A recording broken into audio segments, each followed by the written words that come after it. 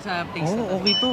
Diba? Gusto ko kainin yung mga chocolates For the na first time, yan. hey guys, hi! Uy! Bakit importante sa couples ang meron pa rin vacation? Okay, bago natin simulan yan, this is Mama Girl Papa Bear? and we are now here in Universal Studio Sentosa. Singapore. Oo. Yan. Meron okay. tayong couple time, meron tayong me alone time. Yes. From the kids, di ba? May 3 kaming kids. Bakit nga ba? Bakit importante? Okay, discuss natin.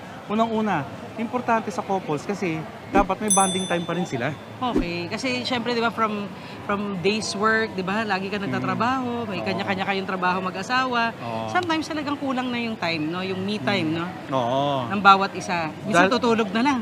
Kasama Pagdating sa bonding bahay. kasi, yung tinatawag nating keep the fire alive.